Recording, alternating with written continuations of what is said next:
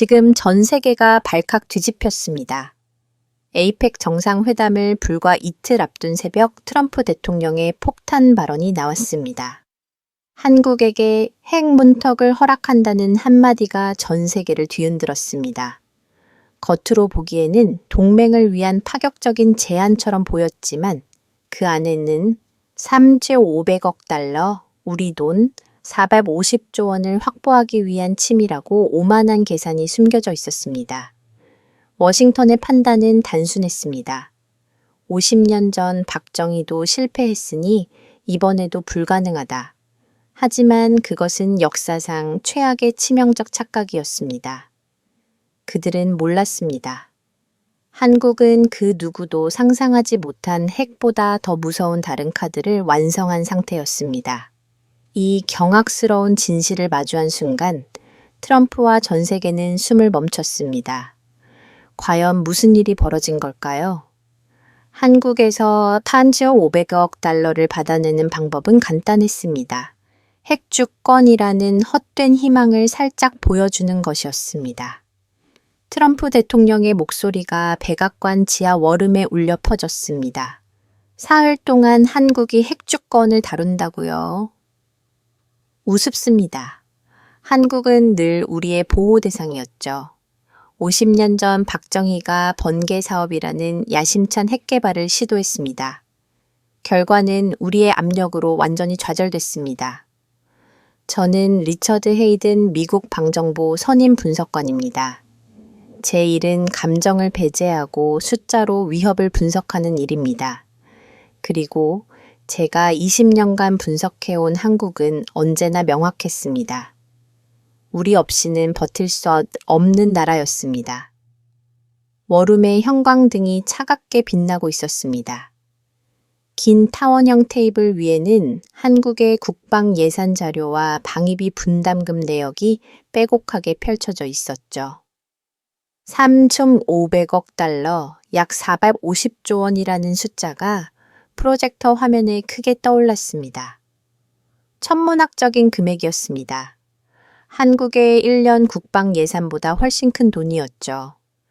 국무부 차관이 테이블을 탁 치며 일어섰습니다.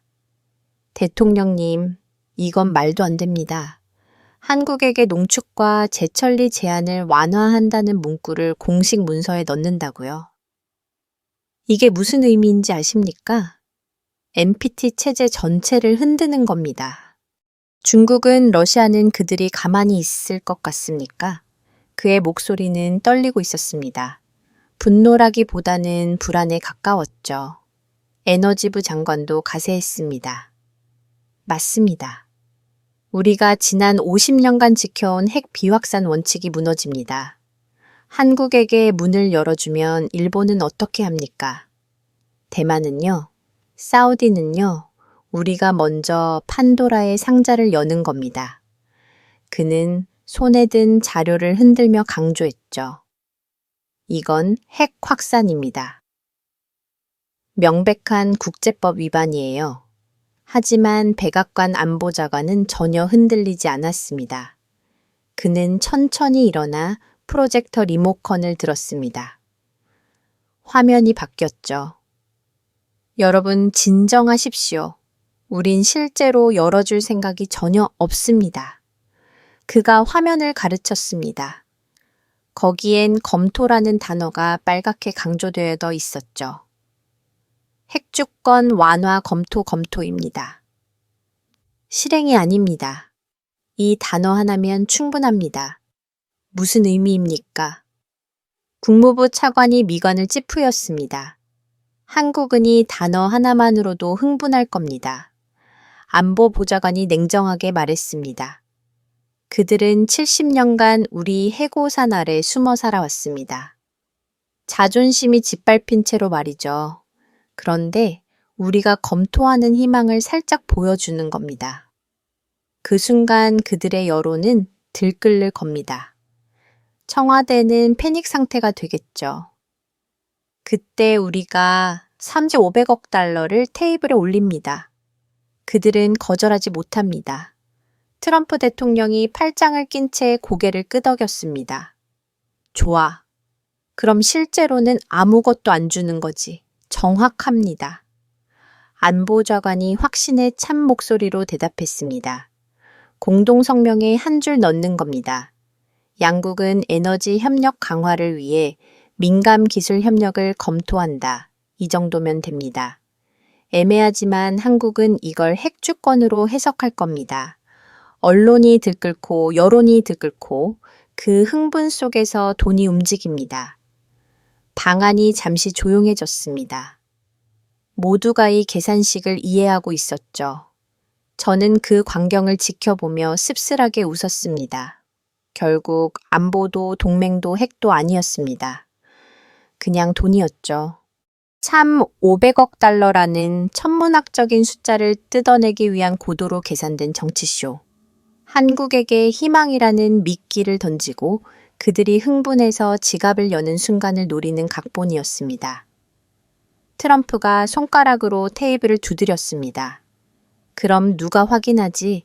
한국이 정말 능력이 없는지, 혹시라도 그들이 진짜 뭔가를 해버리면 어떻게 하자는 겁니까? 그의 질문에 모두의 시선이 DIA 국장에게로 향했습니다. 국장이 저를 바라봤습니다. 헤이든이 가야 합니다. 그가 우리 중에서 한국행 영역량을 가장 오래 추적해온 분석관입니다. 저는 고개를 들었습니다. 국장이 이어서 말했죠. 헤이든 자네 50년 전 번개 사업 보고서 다 읽었지. 저는 고개를 끄덕였습니다. 물론입니다. 그럼 답이 나와 있잖아. 한국은 그때도 실패했고 지금도 실패할 거야. 하지만 우린 확실하게 해야 해. 자네가 직접 가서 확인하게. 사실만 보고해. 트럼프가 저를 쳐다봤습니다. 정확하게 판단할 수 있겠나 물론입니다. 제가 대답했습니다. 저는 숫자로 판단합니다. 트럼프가 만족스럽게 웃었죠. 좋아. 가서 확인해. 그들이 여전히 보호 대상이라는 걸 증명해줘. DIA 국장이 회의가 끝난 뒤 저를 따로 불렀습니다. 헤이든 내일 새벽 첫 비행기로 출발하게 인천 도착하자마자 국방과학연구소로 직행해. 그들이 뭘 가지고 있는지, 뭘 할 수 있는지 명확하게 파악해줘. 보고서는 에이펙 이틀 전까지 올려. 알겠습니다. 호텔로 돌아온 저는 서류 가방을 열었습니다. 한국의 방산 수출 현황 미사일 개발 타임라인 병력 구조. 하지만 제 손은 자연스럽게 한 개의 낡은 파일로 향했습니다. 1970년대에 작성된 번개 사업 실패 보고서. 저는 그 마지막 문장을 다시 읽었습니다. 한국은 기술적 기반이 취약하며 국제 압력을 견딜 정치적 체력이 부족하다. 핵주권은 불가능하다. 저는 노트북을 열고 보고서 초안에 첫 문장을 미리 적어뒀습니다. 한국의 해군용 능력 기술적 한계 및 정치적 제약으로 인해 실질적 위협 없음. 저는 이미 결론을 내린 상태였습니다. 이번 출장은 그저 그 결론을 확인하는 절차일 뿐이었죠. 다음 날 새벽 인천행 비행기에 몸을 실었습니다. 좌석에 앉아 창밖을 바라보며 생각했습니다. 결국 또 돈 문제군요. 한국의 핵주권을 쥐어줄 리가 없습니다. 이건 그저 그들의 자존심을 살짝 긁어주고 막대한 돈을 뜯어내려는 거래일 뿐이죠. 어차피 그들은 문턱을 넘을 능력도 의지도 없습니다. 비행기가 태평양 상공을 날아가는 동안 저는 다시 한번 생각했습니다. 50년 전 실패한 프로젝트 부족했던 기술력 무너진 국제협력, 그리고 미국의 압도적인 압력 앞에 무릎 꿇을 수밖에 없었던 한 나라의 초라한 모습. 저는 확신했습니다. 그들은 변하지 않았다고. 하지만 제가 그때는 몰랐습니다. 제가 곧 목격하게 될 것이 50년 전의 실패가 아니라 50년간 준비해온 완전히 다른 차원의 무언가라는 사실을요. 인천공항이 점점 가까워지고 있었습니다. 인천공항에 도착한 건 새벽 6시였습니다.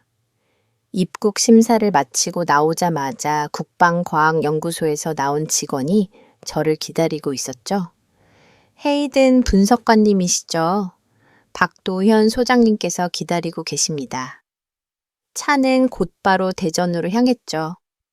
국방과학연구소 박정희 시절 번개 사업의 심장이었던 바로 그곳입니다. 저는 차창 밖으로 스쳐 지나가는 건물들을 바라보며 생각했습니다. 50년 전 이곳에서 핵 개발의 꿈이 좌절됐죠. 그리고 지금 저는 그 좌절이 여전히 유효한지 확인하러 온 겁니다. 연구소 정문을 통과하자 거대한 건물들이 눈에 들어왔습니다. 생각보다 훨씬 컸어요. 직원이 저를 지하 3층 회의실로 안내했죠. 문이 열리자 한 남자가 일어섰습니다. 박도현입니다. 멀리서 오셨습니다. 그가 악수를 청했는데 손에 기름때가 묻어 있었습니다. 소장이라는 사람이 직접 장비를 만지작거렸다는 뜻이었죠. 박도현 소장은 말수가 적었습니다. 인사를 나눈 뒤 곧바로 본론으로 들어갔어요. 시간이 없으니 바로 보여드리겠습니다. 그가 모니터를 켰죠. 화면에 거대한 미사일 설계도가 떠올랐습니다. 현무 5입니다. 우리는 이걸 괴물이라고 부르죠. 저는 화면을 뚫어지게 바라봤습니다. 탄도 중량이 무려 8톤에 달했어요. 8톤이요. 이건 미사일이 아니라 벙커버스터였죠. 사거리는요. 제가 물었습니다. 800km입니다. 박도현이 담하게 대답했죠.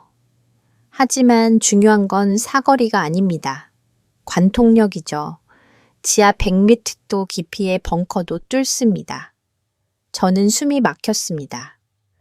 북한의 지하사령부가 대부분 지하 50m에서 80m 사이에 있다는 걸 저는 알고 있었죠. 이 미사일은 그 모든 걸 무력화시킬 수 있다는 뜻이었습니다. 현무5는 이미 실전 배치 단계입니다. 박도현이 다음 화면을 넘겼죠. 그리고 이건 LSAM입니다. 화면에 또 다른 미사일이 나타났습니다. 장거리 지대공 미사일이죠. 북한의 미사일을 요격합니다. 고도 60km까지 커버하죠. 저는 고개를 끄덕였습니다. 미국의 패트리어트와 비슷한 체계였어요. 하지만 우리 LSAM은 다릅니다. 박도현이 영상을 재생했죠. 미사일이 발사되고 불과 몇 초 만에 목표물을 타격했습니다. 교전 시간이 7초입니다. 7초요. 저는 귀를 의심했습니다. 패트리어트는 최소 15초에서 20초가 걸리죠. 그런데 이들은 절반도 안 되는 시간에 요격을 완료한다고요? 검증된 데이터입니까? 제가 물었습니다. 작년 11월 실사격 시험 결과입니다. 박도현이 서류를 건넸죠. 저는 그 서류를 펼쳐봤습니다. 숫자가 거짓말을 하지 않았어요. 정말로 7초였습니다. 그리고 이건 박도현이 다음 화면을 띄웠습니다. 잠수함에서 미사일이 발사되는 영상이었죠. SLBM입니다.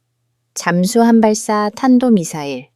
우리는 작년 세계에서 7번째로 이 기술을 보유한 나라가 됐습니다. 저는 의자에서 몸을 앞으로 기울였어요. 잠수함 발사탄 도미사일은 핵억제력의 핵심입니다.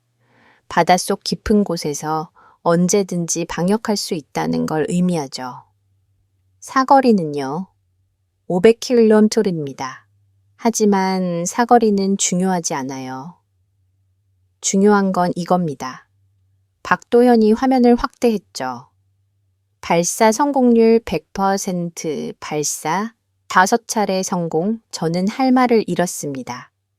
미국도 초기 개발 단계에서 수십 번 실패했죠. 러시아도 마찬가지였습니다. 그런데 한국은 단 한 번도 실패하지 않았다고요. 어떻게 가능합니까? 제가 물었습니다. 박도현이 처음으로 희미하게 웃었어요. 실패할 수 없었으니까요. 우린 두 번째 기회가 없습니다. 한 번에 성공해야 했죠. 그 순간 저는 뭔가 이상하다는 걸 느꼈습니다. 이들은 미국처럼 실패를 허용받은 나라가 아니었어요. 실패하면 프로젝트가 중단되고 예산이 끊기고 모든 게 끝나는 나라였죠. 그래서 이들은 완벽해야만 했습니다. 하지만 저는 아직 확신할 수 없었어요. 이게 정말 통합적으로 작동하는지 봐야 했습니다. 이제 실제 통합 운영 시스템을 보여드리겠습니다. 박도연이 일어났습니다. 저는 그을 따라 복도를 걸었죠. 거대한 철문이 열리고 그 안에는 수십 개의 모니터가 빛나고 있었습니다. KAMD입니다. 한국형 미사일 방어 체계죠. 한 직원이 시뮬레이션을 실행했습니다. 화면에 북한의 미사일 수십 발이 동시에 발사되는 상황이 펼쳐졌어요. 그리고 엘셈이 작동했습니다. 7초, 9초, 11초. 모든 미사일이 순식간에 요격됐죠. 저는 숨을 멈췄습니다. 이건 단순한 요격이 아니었어요. 이건 완벽한 방어막이었습니다. 북한이 아무리 미사일을 쏘아도이 시스템 앞에서는 무용지물이었죠. 현무파로 선제 타격 LM으로 방어 SLBM으로 보복 즉 이 세 가지가 연동됩니다. 박도연이 설명했죠. 우린 이걸 삼위일체 억제력이라고 부릅니다. 제 서류 가방 속에 데이터가 흔들리기 시작했습니다. 제가 가져온 보고서엔 한국이 여전히 미국의 기술 지원 없이는 아무것도 할 수 없다고 적혀 있었어요. 하지만 지금 제 눈앞에서 돌아가느니 시스템은 제 판단에 균열을 내고 있었죠. 아직 완전히 믿을 순 없었습니다. 하지만 뭔가가 달라졌어요. 50년 전과는 분명히 달랐습니다. 저녁이 됐습니다. 박도현이 저를 조선소로 데려갔죠. 원자력 추진 잠수함 설계를 보여드리겠습니다. 야간 작업 등이 켜진 거대한 조선소. 그곳에서 한 여자가 저를 기다리고 있었습니다. 윤아린입니다. 핵정책 연구자죠. 그녀는 박도현과는 달리 말이 많았어요. 헤이든 분석관님, 저는 무기를 말하려는 게 아닙니다. 논리를 말하려는 거죠. 무슨 의미입니까? 제가 물었습니다. 윤활 할인이 자료를 펼쳤죠. 게이시3 협정. 미국과 한국 사이의 원자력 협력 협정입니다. 우린 이 협정 때문에 농축과 재처리를 할 수 없죠. 하지만 묻겠습니다. 우리가 핵무기를 만들어야만 자주 국방이 가능합니까? 저는 대답하지 못했습니다. 윤아린이 이어서 말했어요. 북한이 핵을 가졌을 때 세계는 우리에게 핵무장을 하라고 압박했습니다. 여론도 들끓었죠. 핵무장 찬성 여론이 70%를 넘었습니다. 하지만 우린 다른 길을 택했어요. 핵 보유 선언 없이도 핵을 가진 것과 같은 억제력을 만드는 길이었죠. 그녀가 조선소의 거대한 잠수함을 가르쳤습니다. 오늘 보셨죠? 현무파브, LSM, SLBM이 세 가지만으로도 충분합니다. 우린 핵무기를 보유했다고 세계에 선언할 필요가 없어요. 능력으로 증명하면 되니까요. 저는 말문이 막혔습니다. 그녀의 논리는 명확했어요. 핵을 만들지 않고도 핵을 가진 것처럼 억제한다. NPT 체제를 깨뜨리지 않으면서도 실질적인 억제력을 완성한다. 이건 완전히 다른 접근이었습니다. 유인의 눈빛은 흔들림이 없었습니다. 우린 국제사회의 핵 보유국이라고 선언하지 않습니다. 하지만 우리를 공격하려는 자들은 알게 될 겁니다. 우리에게 손을 대는 순간 그들이 치어야 할 대가가 얼마나 큰지를요. 저는 그날 밤 호텔방에서 보고서를 다시 열었습니다. 손이 떨렸어요. 제가 가져온 결론에 처음으로 의문이 들었습니다. 의들이 보여준 건 실패의 반복이 아니었어요. 완전히 다른 무언가였습니다. 알겠습니다. 화재 장면의 긴박감과 극적 긴장감을 훨씬 강하게 살려서 3장 전체를 다시 작성하겠습니다. 3장. 다음 날 새벽 박도현 소장이 저를 포병 실험장으로 데려갔습니다. 오늘 보여드릴 건 조금 특별합니다. 차는 서해안 쪽으로 한참을 달렸죠. 안개가 자욱하게 깔린 해안가에 도착하자 멀리 거대한 자주포가 목표 지점을 향해 포구를 겨누고 있었습니다. K93입니다. 박도연이 설명했죠. 세계 최고의 자주포라고 불립니다. 하지만 오늘은 포가 아니라 포탄을 보여드리려고 합니다. 저는 고개를 갸우뚱했어요. 포탄이라고요? 램제트 포탄입니다. 박도현이 모니터를 가르쳤습니다. 일반 포탄은 발사 후물선을 그리며 떨어지죠. 하지만 이 포탄은 날아갑니다. 미사일처럼요. 포탄이 날아간다는 게 무슨 의미인지 저는 이해할 수 없었습니다. 직접 보시면 알게 되실 겁니다. 박도현이 희미하게 웃었죠. 실험장에선 병사들이 분주하게 움직이고 있었습니다. 한 병사가 모래 위에 작은 태극기를 그리는 모습이 눈에 들어왔어요. 곧 이슬을 폭발 앞에서 국기를 그리다니 묘한 장면이었습니다.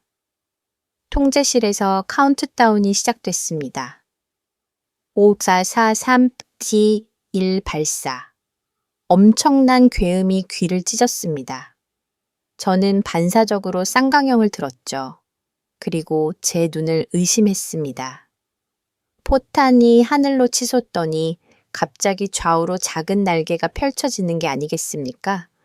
그리고는 미사일처럼 수평 비행을 시작했습니다. 포탄이 하늘을 가르며 날고 있었어요. 시속 10km입니다.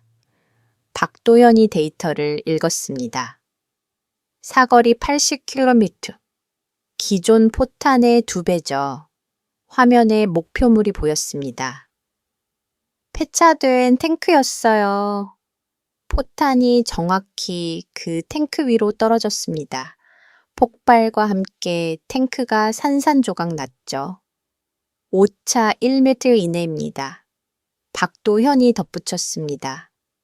저는 입을 다물 수가 없었습니다. 이건 포가 아니었어요. 이건 날아가는 정밀 유도 무기였습니다.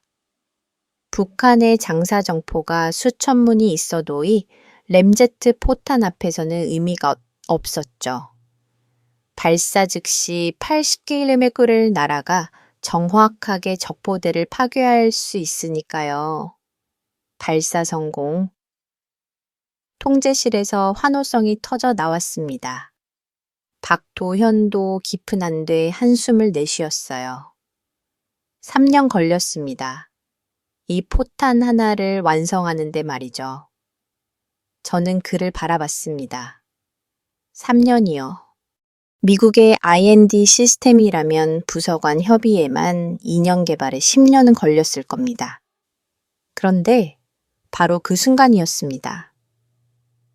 통제실 한쪽에서 갑자기 날카로운 경보음이 울렸습니다. 발사 데이터를 실시간으로 전송받던 핵심 제어 장비의 모니터가 미친 듯이 깜빡이더니 스파크가 시작했어요. 파란 불꽃이었습니다. 과부하입니다. 엔지니어가 소리쳤죠. 전원 차단. 하지만 늦었습니다. 장비 내부에서 검은 연기가 피어올랐어요. 화재였습니다. 저는 본능적으로 알았습니다. 저 안에 오늘 실험의 모든 데이터가 들어있다는 걸요.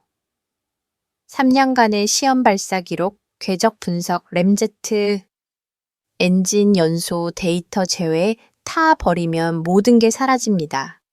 소화기를 든 직원들이 달려왔지만 불은 이미 제어실 안쪽 깊숙한 곳에서 타오르고 있었죠. 연기가 걷잡을 수 없이 젖잡을 수 없이 번졌습니다. 모두 대피 누군가 외쳤습니다. 사람들이 문 쪽으로 몰려갔어요. 당연한 반응이었죠.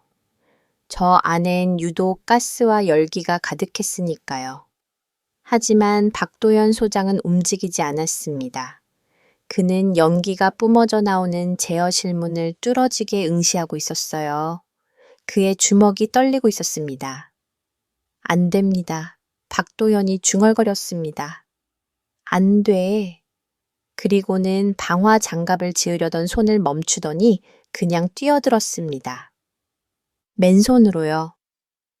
소장님, 안 돼요. 주변 사람들이 비명처럼 외쳤지만 박도연은 이미 시커먼 연기 속으로 사라진 뒤였습니다.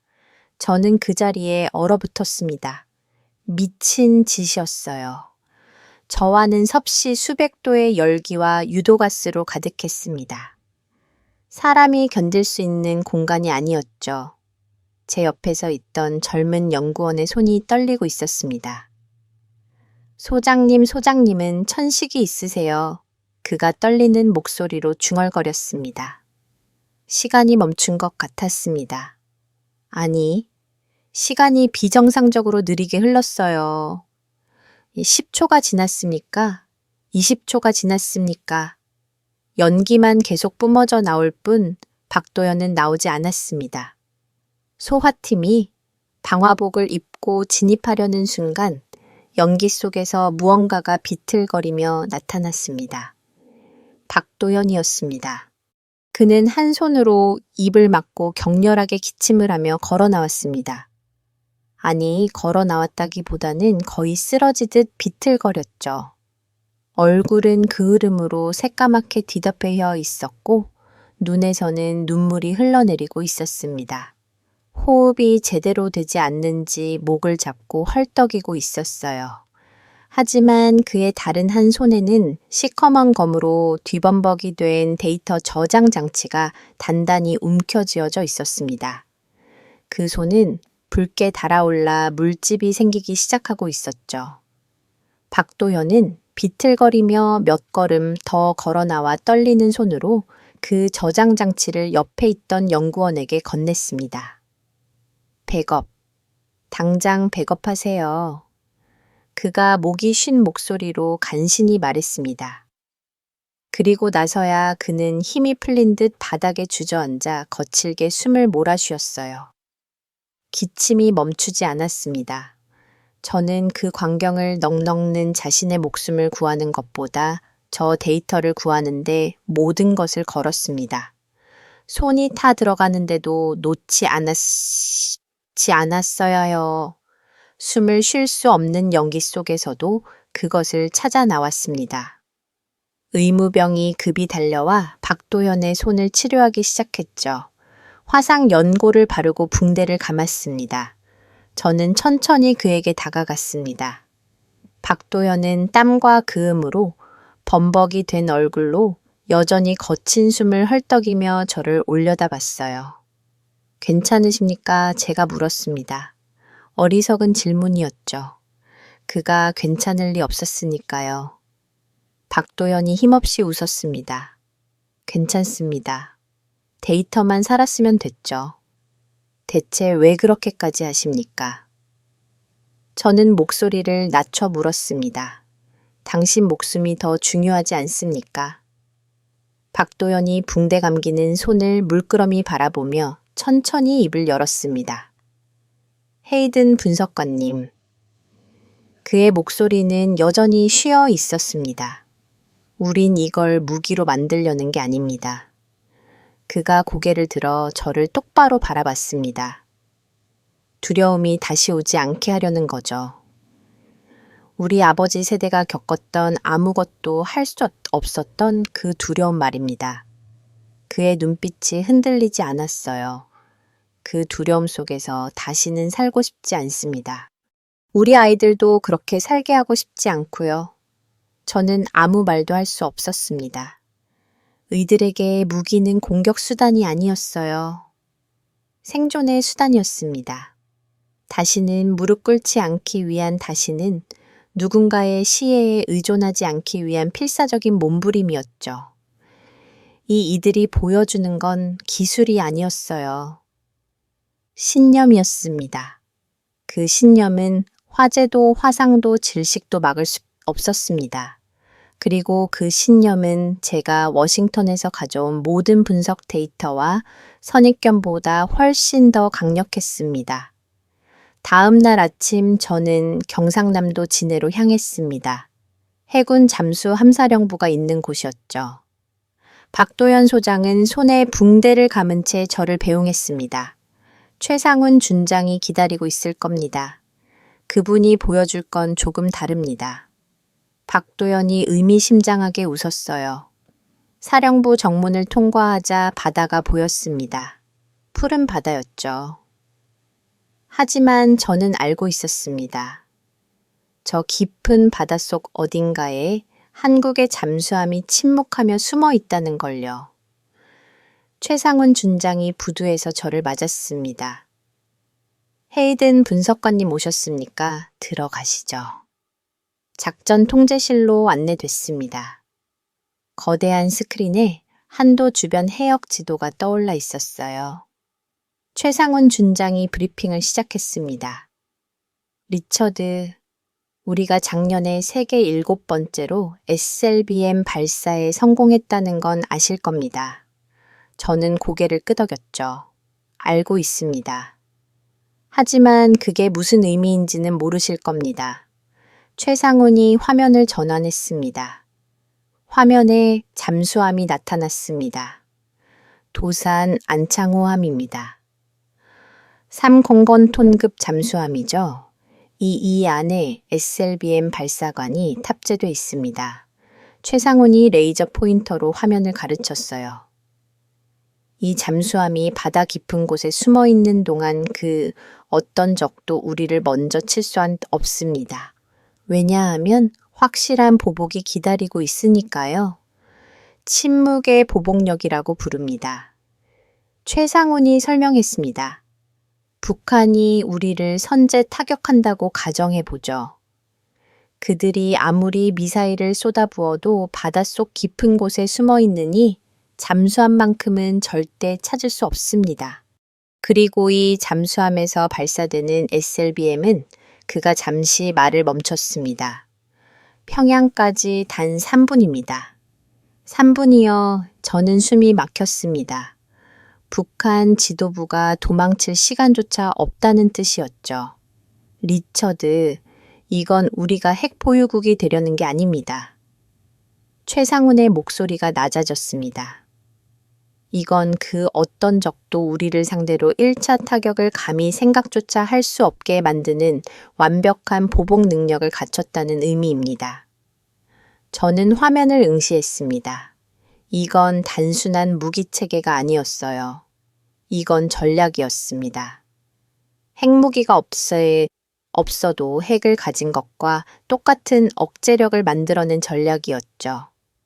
그럼 핵탄두는요? 제가 물었습니다. 최상훈이 단호하게 대답했어요. 통상탄두입니다.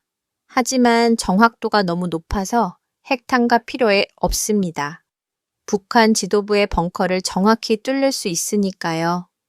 오늘 밤 실제 작전 태세를 보여드리겠습니다. 최상훈이 시계를 봤습니다. 저녁이 됐습니다. 저는 최상훈을 따라 야간 부두로 나갔죠. 어둠이 깔려 있었습니다. 부두엔 정비병들이 움직이고 있었는데 이상한 점이 하나 있었어요. 아무도 말을 하지 않았습니다. 손짓만으로 소통하고 있었습니다. 한 병사가 손으로 숫자 3을 그렸어요. 다른 병사가 고개를 끄덕이고 장비를 옮겼습니다. 발소리조차 최소화하고 있었죠. 실전 훈련입니까? 제가 작은 목소리로 물었습니다. 아니요. 이게 평소입니다. 최상훈이 속삭였습니다. 잠수함 작전의 핵심은 침묵이죠.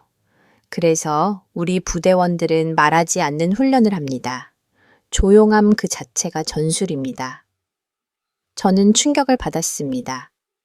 미국 해군도 잠수함 작전 시 정숙을 강조하지만 평상시까지 이렇게 철저하진 않았어요. 하지만 이들은 달랐습니다. 일상 자체가 실전이었죠.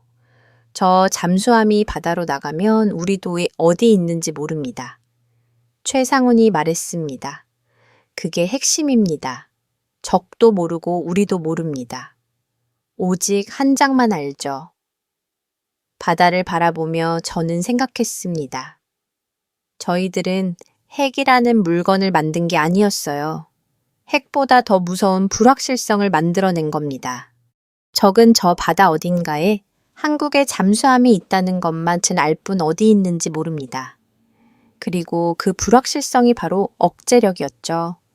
다음 날 저는 다시 유나인 박사를 만났습니다. 그녀가 저를 한 카페로 불렀어요. 헤이든 분석가님, 사흘간 많은 걸 보셨죠? 저는 고개를 끄덕였습니다. 보고서 쓰기가 어려우시겠어요? 유나린이 웃었습니다. 맞습니다. 제가 솔직하게 대답했죠. 율린이 자료를 꺼냈습니다. 오늘은 정치 이야기를 하고 싶습니다. 그녀가 첫 페이지를 펼쳤어요. 한국의 핵무장 여론 알고 계시죠? 70% 이상이 찬성한다고 들었습니다. 제가 대답했습니다. 맞아요.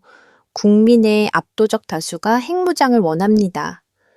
북한이 핵을 가진 이상 우리도 가져야 한다고 생각하죠. 그럼 왜 안 하십니까? 제가 물었습니다. 유나린이 잠시 침묵했어요. 헤이든 분석가님, 우린 핵무기를 만들 수 있습니다. 기술도 있고 여론도 있고 명분도 있죠.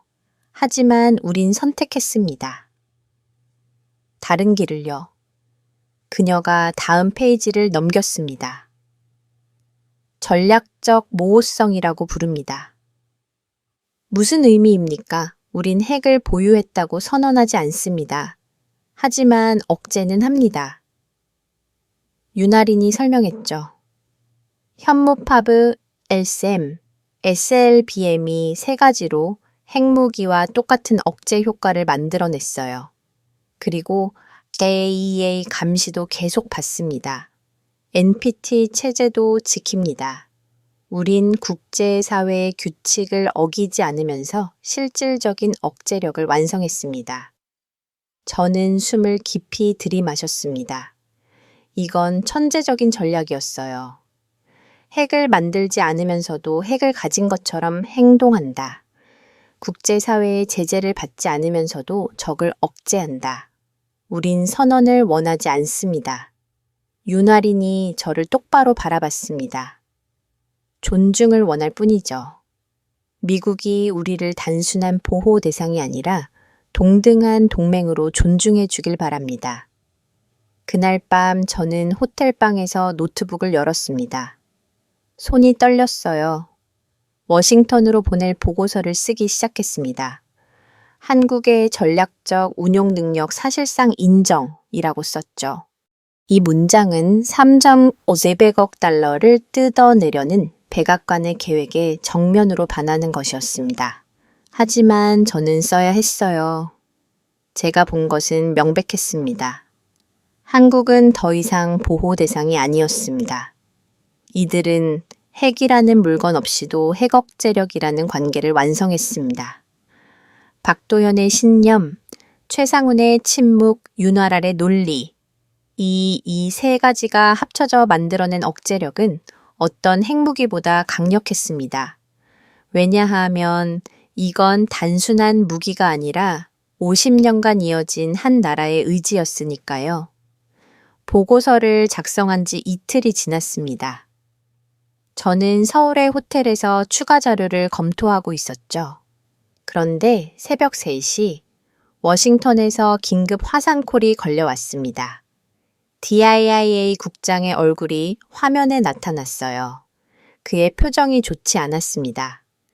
헤이든 자네 보고서 봤네. 국장의 목소리가 차갑게 들렸습니다. 사실상 인정이라고.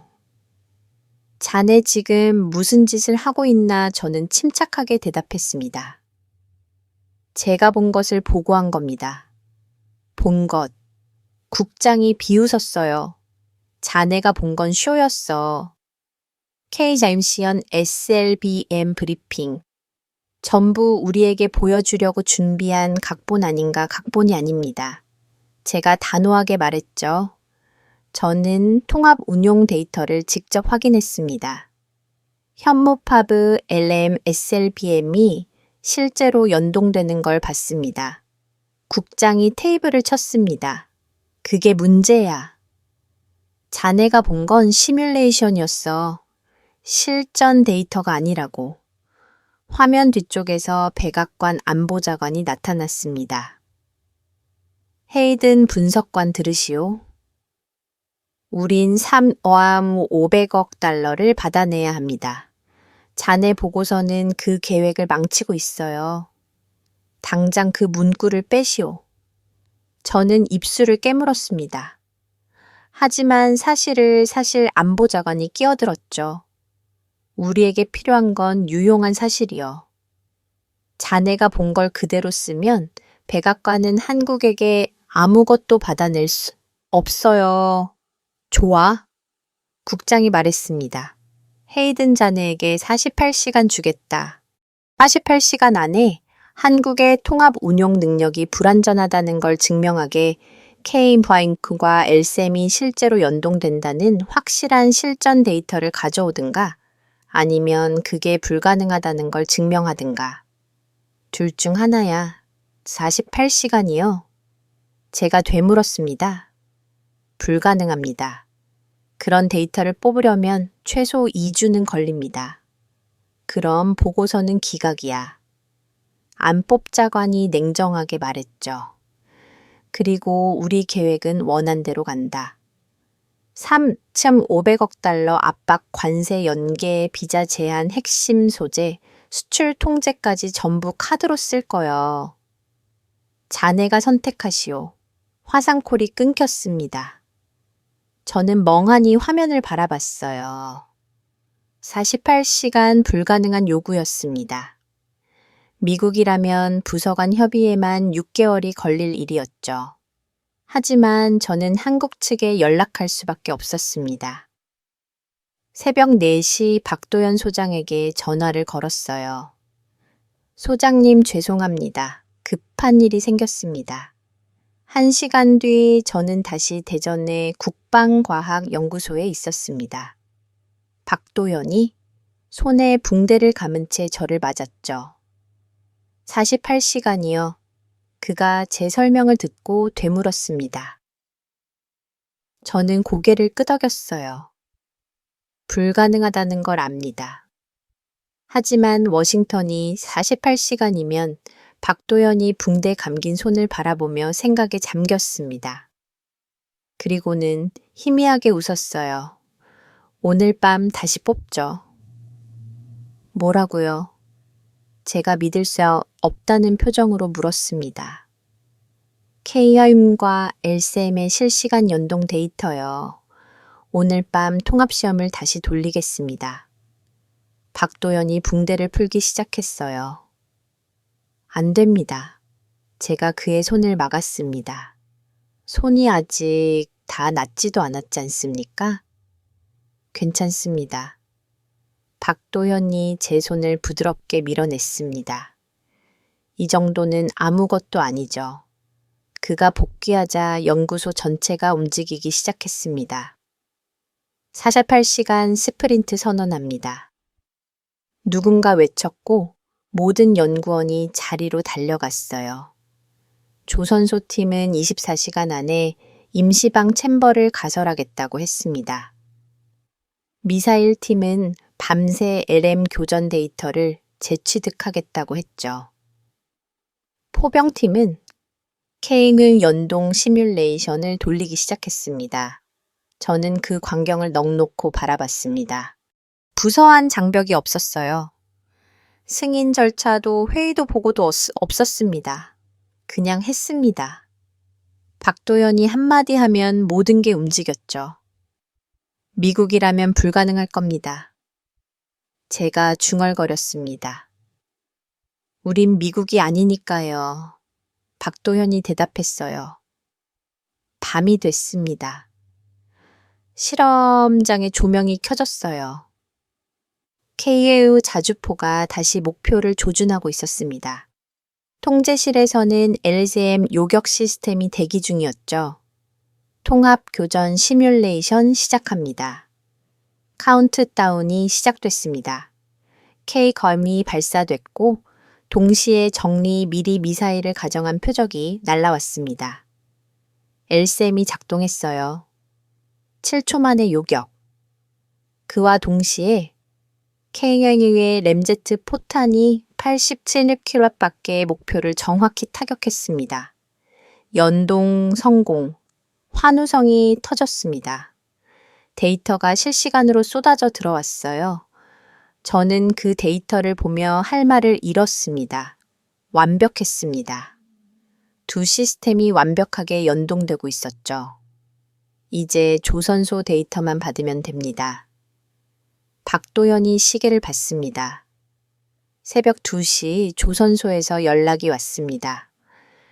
임시방 챔버 가설 완료. 소음 저감 데이터 재취득 성공. 저는 믿을 수가 없었어요. 24시간 만에 임시시설을 만들고 데이터까지 뽑아냈다고요? 이게 우리의 속도입니다. 박도연이 말했습니다. 속도가 곧 억제죠. 적이 준비하는 동안 우린 이미 완성하니까요. 동특기 직전 모든 데이터가 모였습니다. K인과 LSM의 연동, SLBM의 생존성 조선소의 방음 설계, 48시간이 아니라 하루 만에 전부 완료됐죠. 박도연이 USB를 제게 건넸습니다. 워싱턴에 보내세요. 우리가 할 수 있다는 걸 증명하십시오. 그날 새벽 컵라면을 먹으며 박도연이 책상 위에 뭔가를 올려놨습니다. 낡은 군번 줄이었어요. 제 아버지 겁니다. 박도연이 조용히 말했습니다. 베트남 전에 참전하셨죠. 돌아오신 뒤 평생 악몽에 시달렸습니다. 전쟁의 공포를요. 아버지는 돌아가시기 전에 제게 말씀하셨어요. 다시는 우리 아이들이 그런 공포를 겪게 하지 말라고. 내가 이렇게까지 하는 이유는 바로 이것 때문입니다. 저는 그 군번줄을 바라봤습니다. 아무 말도 할 수 없었어요. 이 나라의 힘은 장비가 아니었습니다. 대물림된 책임감이었죠. 아버지 세대가 겪은 전쟁의 기억이 아들 세대를 움직이고 있었습니다. 그리고 그 움직임은 어떤 슈퍼컴퓨터보다 어떤 첨단 장비보다 빨랐습니다. USB를 들고 호텔로 돌아온 저는 곧바로 워싱턴으로 데이터를 전송했습니다. 48시간이 아니라 하루 만에 완성된 통합 운용 데이터였죠. K여행과의 LM의 완벽한 연동, SLBM 생존성 분석, 조선소의 방음 설계까지 모든 게 담겨 있었습니다. 그리고 보고서의 결론을 다시 한번 확인했어요. 한국의 전략적 운용 능력 사실상 인정야. 500억 달러 압박 철회 권고 통상방산 패키지로의 전환 제안. 저는 전송 버튼을 눌렀습니다. 돌아올 수 없는 강을 걷는 겁니다. 다음 날 오후 예상했던 전화가 걸려왔습니다. 화상콜이었어요. 화면에 DIA 국장의 얼굴이 나타났는데 그 옆에 백악관 안보자관 국무부 차관 그리고 NSC 국장까지 앉아 있었습니다. 이건 단순한 보고가 아니었죠. 신문이었습니다. 헤이든 국장이 고함을 질렀습니다. 자네 지금 뭐 하는 건가? 데이터는 받았어. 인정하지? 한국의 능력이 생각보다 뛰어나다는 것도 인정해. 하지만 그게 왜 500억 달러 철회로 이어지나 오히려 더 받아내야 하는 거 아닌가? 저는 침착하게 대답했습니다. 국장님, 한국은 더 이상 보호 대상이 아닙니다. 그들은 스스로를 지킬 능력을 완성했습니다. 백악관 안보자관이 끼어들었어요. 헤이든 분석관 당장 그 문구 빼시오. 사실상 인정이라는 표현을 삭제하라고 그의 목소리가 떨리고 있었습니다. 그 한 줄 때문에 우리 협상 카드가 전부 무너졌어요. 대통령께서 경로하고 계십니다. 하지만 사실입니다. 제가 말했죠. 제가 거짓을 쓸 순 없습니다. 사실 국무부 차관이 비웃었습니다. 자네 분석관이야. 학자가 아니라고? 우리에게 필요한 건 유용한 분석이지 객관적인 진실이 아니야. 저는 입술을 깨물었어요. 그럼 제게 거짓말을 쓰라는 겁니까? 거짓말이 아니야. 안보보좌관이 차갑게 말했습니다. 관점의 문제지. 한국이 능력이 있다고 해서 우리가 돈을 받지 말라는 법은 없어. 오히려 그들이 능력이 있으니 더 많은 책임을 져야 하는 거 아닌가. 국장이 테이블을 쳤습니다. 헤이든 마지막으로 경고한다. 보고서 수정 안 하면 잔내의 경력은 끝이야. 관세, 연계, 비자 제한, 핵심 소재, 수출 통제까지 전부 카드로 쓸 거야. 한국을 압박할 거라고. 그래도 고집 부릴 건가 협박이었습니다. 명백한 협박이었죠. 저는 화면을 응시했습니다. 그들은 여전히 몰랐습니다. 안보의 가격표를 먹이겠다는 건가요? 동맹을 현금 흐름표처럼 다루겠다는 겁니까? 생각할 시간을 주겠네, 국장이 말했습니다. 내일 아침까지 답을 듣겠어. 화상이 끊겼습니다. 저는 창밖을 바라봤습니다. 서울의 야경이 반짝이고 있었어요. 그때 호텔 프런트에서 전화가 왔습니다. 손님, 택배가 도착했습니다. 저는 로비로 내려갔죠. 작은 봉투였습니다. 유나임 박사가 보낸 거였어요. 봉투를 열자 편지 한 장이 들어 있었습니다. 낡은 종이였죠. 손으로 쓴 글씨였습니다. 헤이든 분석관님께 제 아버지의 편지를 전합니다. 아버지는 1970년대 번개 사업에 참여했던 엔지니어였습니다. 저는 천천히 그 편지를 읽기 시작했어요. 우리는 핵을 포기하라고 해서 멈췄습니다. 미국의 압력이었죠. 우리는 분했습니다. 하지만 어쩔 수 없었습니다. 우린 약했으니까요. 하지만 자주 국방의 꿈은 멈춘 적이 없습니다. 우리 세대가 못 이룬 걸 다음 세대가 이룰 거라고 믿었습니다. 그리고 정말로 이뤘습니다. 핵이 아닌 다른 방식으로요. 저는 편지를 준 손이 떨렸습니다. 50년 전 좌절된 꿈. 하지만 그 꿈은 사라진 게 아니었어요. 형태를 바꿔 계속 이어져 왔던 겁니다. 그때 휴대폰이 울렸습니다. 최상훈 준장이었어요. 문자 메시지였습니다. 사진 한 장과 함께. 결론은 바다에서 기다리겠습니다. 사진을 열었습니다. 검은 바다였어요. 아무것도 보이지 않는 밤바다. 하지만 저는 알았습니다. 저 어딘가에 한국의 잠수함이 침묵하며 숨어 있다는 걸요. 그리고 그 침묵이 얼마나 강력한 메시지인지를요. 저는 노트북을 열었습니다. 보고서를 다시 띄웠죠. 커서가 깜빡이고 있었습니다.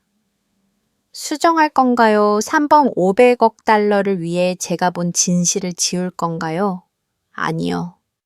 저는 결심했습니다. 보고서를 수정하지 않았습니다. 오히려 한 문장을 더 추가했어요. 동맹은 현금 흐음표가 아니다. 저는 모니터에 포스트를 붙였습니다. 그 문장을 적어서요. 제 모든 것을 걸었습니다. 하지만 후회는 없었습니다. 박도연의 붕대 감긴 손, 최상훈의 침묵하는 바다, 윤화린, 아버지의 편지. 이 모든 게 저에게 말하고 있었습니다. 진실을 쓰라고. 50년간 이어진 한 나라의 의지를 존중하라고. 다음 날 아침 저는 워싱턴행 비행기에 올랐습니다. 국장이 긴급 소환을 했거든요. 당장 본국으로 복귀하라. NSC 비상회의가 소집됐다. 저는 각오했습니다. 제 경력이 끝날 수도 있다는 걸요. 워싱턴 도착 후 곧바로 백악관으로 향했죠. 차에서 내리자 DIA 국장이 저를 기다리고 있었습니다. 헤이든, 마지막으로 묻겠네. 보고서 수정할 건가? 저는 고개를 저었어요. 못합니다. 국장이 한숨을 쉬었습니다. 그럼 각오는 한 거지. 네. 백악관 지하 NSC 회의실로 들어갔습니다. 긴 타원형 테이블에 모든 안보 보좌진이 앉아 있었어요. 국무부 장관, 국방부 장관, CIA 국장, 에너지부 장관, 그리고 테이블 끝에 트럼프 대통령이 팔짱을 낀 채 앉아 있었습니다. 방 안의 공기가 칼날처럼 날카로웠죠. 들어오게 대통령이 손짓했습니다. 저는 천천히 걸어 들어가 프로젝터 앞에 섰어요. 자네가 헤이든인가? 예, 대통령님. 3,500억 달러를 날려버렸다는 그 보고서 직접 설명해 보게 대통령의 목소리에 냉기가 서려 있었습니다. 저는 USB를 열었습니다. 대통령님, Bi장의 슬라이드를 준비했습니다. 프로젝터가 켜졌죠. 첫 화면에 K9 램제트 포탄이 하늘을 가르는 영상이 재생됐습니다. 폭발과 함께 타겟이 산산조각 나는 장면. 포탄이 날아갑니다. 80km를요. 5차 제1멜무트 국방부 장관이 몸을 앞으로 기울였어요. 다음 화면은 현무파브의 파괴력 시뮬레이션. 지하 100m를 관통하는 장면이 느린 화면으로 재생됐습니다. 8톤입니다. 괴물이죠. 그 다음 LM의 요격 영상 7초입니다. 제가 짧게 말했습니다. 패트리어트의 절반이죠. CIA 국장이 크게 놀랐어요. SLBM 발사 영상이 이어졌습니다. 잠수함에서 미사일이 수면을 뚫고 솟아오르는 장면. 5번 쏴서 6번 성공입니다. 국방부 장관이 중얼거렸습니다. 우리도 못했는데 그들은 실패할 수 없었으니까요. 제가 대답했죠. 통합 운용 화면이 떴습니다. 현무엘, LSAM, SLBM이 동시에 작동하는 시뮬레이션 3위일체입니다. 선제, 타격, 방어, 보복 전부 연동되죠. 에너지부 장관이 끼어들었습니다. 하지만 핵탄두는 없지 않습니까? 필요 없습니다. 정확도가 핵을 대체합니다. 대통령님, 제가 목소리를 낮췄습니다. 우리가 3,500억 달러를 고집하면 한국은 선을 넘을 겁니다. 여론 70%가 핵무장을 원하죠. 기술도 있고 명분도 있습니다. 하지만 지금은 우리를 존중해서 참고 있는 겁니다. 백악관 안보자관이 벌떡 일어났습니다. 말도 안 됩니다. 우린 3,500억이 필요합니다. 한국은 협박에 굴복할 겁니다. 아닙니다. 제가 단호하게 말했죠. 그들은 50년간 준비해 왔습니다. 이건 협박으로 해결될 문제가 아닙니다. 헤이든 국무부 장관이 테이블을 쳤습니다. 자네, 지금 미국의 이익을 배신하고 있어. 배신이 아닙니다. 저는 화면을 가르쳤습니다. 현실 인정입니다. 핵은 물건이지만 억제는 관계입니다. 한국은 이미 그 관계를 완성했어요. 우리가 인정하든 안 하든 그들은 문턱에 서 있습니다. 트럼프 대통령이 손을 들었습니다. 방안이 조용해졌죠. 그가 천천히 입을 열었습니다. 헤이든 잔네 말은 이거지. 우리가 밀어붙이면 한국이 핵을 만든다. 가능성이 높습니다. 제가 대답했습니다. 하지만 지금은 그들이 자제하고 있습니다. 핵없이도 억제가 된다는 걸 증명하고 있죠. 대통령이 의자 뒤로 몸을 기댔습니다. 손가락으로 테이블을 두드리기 시작했어요. 똑똑똑 그 소리만 회의실에 울려 퍼졌습니다. 30초가 지났습니다. 아무도 말하지 않았어요. 1분이 지났습니다. 국무부 장관이 뭔가 말하려다 입을 다물었습니다. 트럼프가 슬라이드를 다시 봤습니다. KR, 현무파, LM, SLBM 모든 화면을 천천히 훑죠. 그의 얼굴에서 표정을 읽을 수 없었습니다. 분노인가 고민인가 아니면 계산인가 좋아. 대통령이 갑자기 입을 열었습니다. 모두가 숨을 멈췄어요. 핵 없이도 억제가 된다는 걸 숫자로 증명했군. 그가 저를 똑바로 바라봤습니다. 자네 말이 맞아. 우리가 밀어붙이면 그들은 선을 넘을 거야. 그럼 우린 적을 하나 더 만드는 거지. 백악관 안보자관이 항의하려 했지만 트럼프가 손을 들어 제지했습니다. 300억 달러는 철회해야 한다. 그의 목소리가 회의실에 울려 퍼졌어요. 대신 통상 공급망산 패키지로 간다. 우리는 동맹을 존중한다. 한국은 핵이 없어도 누구보다 강력한 억제를 운용하고 있고 우리는 그들의 결단을 인정한다. 저는 그 순간 온몸에 전율이 흘렀습니다. 해냈습니다. 박도현의 붕대 감긴 손 최상훈의 침묵하는 바다 윤활인 아버지의 편지 50년간 이어진 한 나라의 의지가 드디어 인정받는 순간이었죠. DIIA 국장이 저를 바라봤습니다. 그의 눈빛이 복잡했어요. 분노와 존경이 뒤섞여 있었습니다. 회의가 끝나고 국장이 제게 다가왔습니다. 헤이든 잤네, 큰일 해냈네. 그가 어깨를 두드렸습니다. 경력이 끝날 뻔했지만 오히려 전설이 됐어. 저는 고개를 저었습니다. 제가 한 게 아닙니다. 한국이 해낸 겁니다. 그리고 저는 박도연에게 문자를 보냈습니다. 우리가 해냈습니다. 이틀 전 긴급 한미 양자회담이 소집됐습니다. 장소는 경주 화백 컨벤션 센터 VIP 회담장이었어요. 전 세계 언론은이 갑작스러운 회담의 촉각을 곤두고 있었죠. 방위비 협상이 결렬됐다. 한미 동맹에 균열이 생겼다. 온갖 추측이 난무했습니다. 저는 미국 대표단의 일원으로 회담장 밖에서 대기했어요. 오후 3시 회담이 시작됐습니다. 트럼프 대통령과 한국 대통령이 마주 앉았죠. 2시간이 지났습니다. 회담 장문은 굳게 닫혀 있었어요. 복도에서 대기하던 언론들은 초조하게 시계만 바라봤습니다.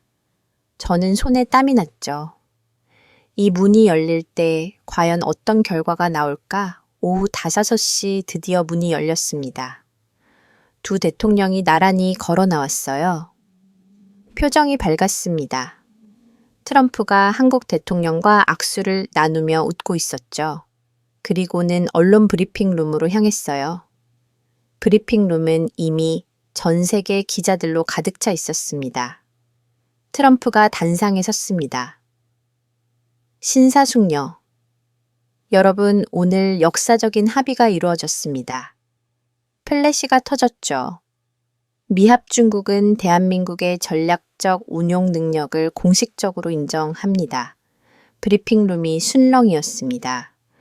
대한민국은 지난 50년간 독자적인 억제 체계를 완성했습니다. 이들은 핵무기 없이도 완벽한 방어와 보복 능력을 갖췄습니다. 그 어떤 적도 감히 대한민국을 도발할 수 없습니다. 이에 따라 트럼프가 숨을 들이마셨습니다. 미국이 요구했던 3조 500억 달러의 방위비 분담금은 전면 철회합니다. 브리핑룸이 폭발했습니다. 기자들이 일어서서 질문을 쏟아냈어요. 대신 양국은 통상 공급망 방산 협력으로 관계를 한 단계 격상시킵니다. 이것은 시해가 아닙니다. 상호 존중입니다. 트럼프가 한국 대통령을 바라봤습니다. 한국은 더 이상 우리의 보호 아래 있는 나라가 아닙니다. 스스로를 지킬 능력을 완성한 진정한 동맹국입니다. 한국 대통령이 마이크 앞으로 나섰습니다. 감사합니다. 오늘 우리는 새로운 동맹의 시작을 확인했습니다. 대한민국은 핵무기를 추구하지 않습니다. 하지만 우리는 스스로를 지킬 능력을 갖췄습니다. 브리핑이 끝나고 저는 박도현을 찾아갔습니다. 그는 참가에 서서 경주의 하늘을 바라보고 있었어요. 소장님, 제가 다가가자 박도현이 돌아봤습니다. 그의 눈가가 젖어 있었죠. 해냈습니다. 제가 말했습니다. 아니요. 아버지 세대가 해낸 겁니다. 그가 주머니에서 낡은 군번줄을 꺼냈습니다. 제 아버지 윤 박사님의 아버지 최준장님의 아버지. 그분들이 50년 전 좌절됐던 그 꿈을 우리가 완성했습니다. 유나인 박사가 다가왔습니다. 그녀도 눈물을 훔치고 있었어요. 헤이든 분석관님, 당신이 없었다면 불가능했을 겁니다. 제가 한 건 아무것도 없습니다. 당신들이 해낸 겁니다. 제가 고개를 저었죠. 그날 밤 저는 병원을 찾았습니다. 박도현 소장이 손재검진을 받는다고 해서요. 병실 TV에서 속보가 나오고 있었습니다. 한미 긴급 회담 500억 달러 요구. 전면 처회 앵커의 목소리가 떨리고 있었어요. 대한민국 전략적 운용 능력 미국 공식 인정. 50년 만에 자주방 국제사회 승인 박도현이 TV를 보며 조용히 미소 짓고 있었습니다. 그의 손은 여전히 붉은 자국이 남아 있었지만 그 미소는 평화로웠어요. 아버지 그가 군번줄을 쥐며 중얼거렸습니다. 이제 믿어주시죠. 우리가 해냈습니다. 당신의 꿈을요. 저는 의자에 앉아 노트를 펼쳤습니다. 마지막 기록을 남겨야 했어요. 50년 전 박정희의 번개 사업은 좌절됐다. 펜을 들고 천천히 썼습니다. 나는 그 실패한 역사를 확인하러 한국에 왔다. 하지만 그들은 실패를 반복하지 않았다. 그들은 기술이 아닌 신념으로, 분열이 아닌 속도로, 현금이 아닌 존중으로 스스로를 증명했습니다. 오늘 미국은 돈 대신 신뢰를 얻었습니다. 저는 계속 글을 썼습니다. 그리고 한국은 50년 만에 자주방이라는 꿈을 능력으로 인정받았습니다. 우리는 함께 전쟁을 훨씬 더 비싼 것으로 만들었습니다. 그것이 바로 평화였습니다. 창밖으로 경주의 밤하늘이 보였습니다. 천년을 이어온 이 땅에서 새로운 시대가 시작되고 있었습니다. 한국은 더 이상 누군가의 우산 아래 숨는 나라가 아니었습니다. 스스로 방패를 만들어낸 나라였습니다. 박도현이 창밖을 바라보며 말했습니다. 헤이든 분석관님, 이제 믿으시겠죠? 저는 고개를 끄덕였습니다. 네, 당신들은 해냈습니다. 아무도 불가능하다고 했던 것을 해냈습니다. 제 휴대폰이 울렸습니다. 국장이었습니다. 헤이든 자네는 서울주재 DIAA 대표로 임명됐네. 축하하네. 저는 웃었습니다. 감사합니다. 아니야, 국장이 말했습니다. 자네가 왔네. 동맹은 현금 흐름표가 아니었네. 그날 밤 저는 호텔방에서 마지막 보고서를 작성했습니다. 제목은 간단했습니다. 대한민국 문턱을 넘지 않고도 문턱 너머의 힘을 증명한 나라. 저는 그 보고서를 워싱턴으로 보냈습니다. 그리고 창밖을 바라봤습니다. 서울의 불빛이 반짝이고 있었습니다. 저 불빛 하나하나가 50년간 꿈꾸던 자주의 빛이었습니다. 핵이 없어도 핵보다 강한 나라. 그것이 바로 대한민국이었습니다. 저는 마지막 문장을 노트에 적었습니다. 나는 한국을 평가하러 왔다. 하지만 한국이 나를 변화시켰다. 그들은 가르쳐 주었습니다. 진정한 힘은 무기가 아니라 의지에서 나온다는 것을. 여러분, 오늘 이야기는 어떠셨습니까?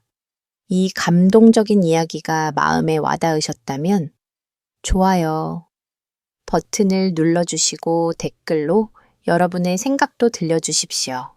구독과 알림 설정까지 해주시면 더 감동적인 대한민국의 이야기로 찾아뵙겠습니다. 다음 영상에서도 여러분의 가슴을 뜨겁게 만들 이야기를 준비하고 있습니다. 시청해주셔서 감사합니다.